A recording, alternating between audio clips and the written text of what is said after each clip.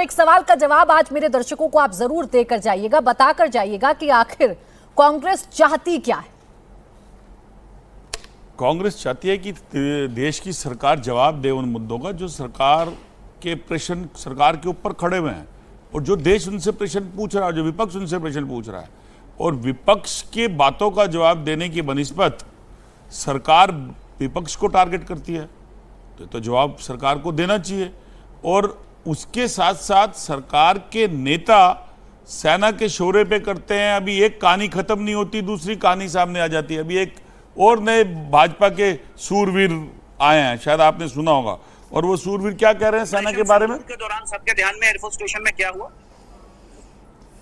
नालायकी होगी इनकी, सोए होंगे ये लोग, हमारा तो कोई कसूर नहीं है। नालायकी होगी कौन कौन? सेना के वीर सोए होंगे। इनको किसने पलकों पे बिठा के रखा हुआ? भारतीय सरकार ने।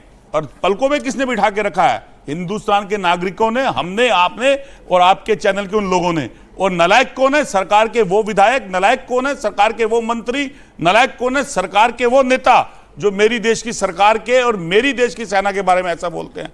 यह प्रश्न कांग्रेस पूछती है, इसका जवाब सरकार के नेता देने की बनिस्बत कांग्रेस को टारगेट बनाते हैं और कांग्रेस के नेताओं को कहते हैं कि हम गलत प्रश्न पूछते हैं। क्या सवाल आप पूछना चाह रहे हैं और किन सवालों का जवाब आज तक आपको नहीं मिला? ऑपरेशन सिंदूर पर इतने डाउट क्यों हैं, ये क्लियर बताइए ताकि के शर्मा जी बैठे, मैं कोशिश करूं कि उन तमाम सवालों के जवाब आप तक पहुंचा दूं। क्या सवाल है? पहले तो के शर्मा जी यही बता दें कि अभी जो उनके नए विधायक आए हैं जो सेना को नालायकी का तोहफा दे रहे हैं, वो कौन से विधायक है और उसको किसने अनुमति दी।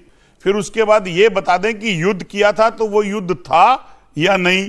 फिर ये बता दें कि वो सीजफायर हुआ था तो वो सीजफायर था कि नहीं। तो ये कई प्रश्न है। और अगर हमारे देश के अंदर हमारे 28 इनके नेताओं के बयानों पर सवाल पूछेगा तो के शर्मा जी अभी जवाब देंगे और मैं भी उन सवालों के जवाब जानना चाहूंगी। लेकिन जो दो आपने प्रश्न पूछे सर, इसका जवाब तो देश बार बार दे चुका है। सीजफायर का जवाब हमारी सेना दे चुकी है, बार बार प्रेस कॉन्फ्रेंस करके दे चुकी है, ऑपरेशन सिंदूर के बारे में एक जानकारी दे चुकी है। तो क्या उस पर यकीन नहीं है? प्राची जी, अगर ये बात है तो फिर उनके खुद के नेता ऐसे बयान क्यों दे रहे हैं? क्या किसी विपक्ष के नेता ने सेना के शौर्य पे प्रश्न खड़ा करे? प्रश्न किसके सेना पे खड़ा करे हैं? प्रश्नों के ऊपर सरकार के नेताओं ने। और इस देश के अंदर सरकार 12 साल से कौन चला रहा है? भारतीय जनता पार्टी के नेता और भारतीय जनता पार्टी के देश के हमारे और आपके प्रधानमंत्री नरेंद्र मोदी। अगर नरेंद्र मोदी जी हर बात बोलते हैं तो क्या अपने बयानवीरों को नाम लेके आगाह करके देश की सेनाओं की इस्मत के साथ ना खेले, ये कहने में डर लगता है? सेना जैसा चाइना से डर लगता है। सेना का अपमान करना बिल्कुल गलत, बिल्कुल गलत। और इसका जवाब अभी मैं आपके सामने दिलवाऊंगी। लेकिन आप जो बार बार प्रश्न चंद्रमोहन जी पूछते हैं कि पहलगाम के आतंकी कहां हैं, संसद का सत्र बुलाया जा रहा है तो वो तो इमरजेंसी के लिए बुलाया जा रहा है, आतंकी घूम रहे हैं तो सांसद भी घूम रहे हैं, ये क्या सम्मानजनक शब्द हैं जिनका प्रयोग आप करते हैं? देखिए, बिल्कुल पूछना पड़ेगा। 5 पहलगाम के 5 आतंकवादियों का आज तक पता नहीं चला और देश के प्रधानमंत्री और भारतीय जनता पार्टी के नेता बहुत शौर्य की बात कर रहे हैं।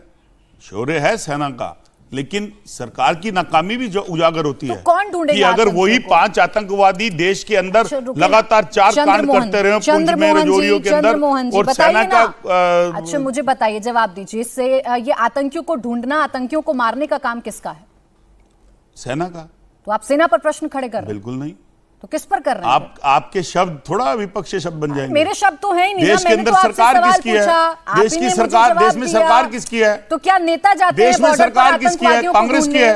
नहीं, देश के प्रधानमंत्री कौन है? राहुल गांधी हैं। चंद्रमोहन जी एलओपी के नेता है राहुल गांधी। देश में सरकार भाजपा की है। थोड़ा लॉजिकल बात कर लेते हैं। तो क्या नेता जाते हैं सरहद पर आतंकवादियों को ढूंढने?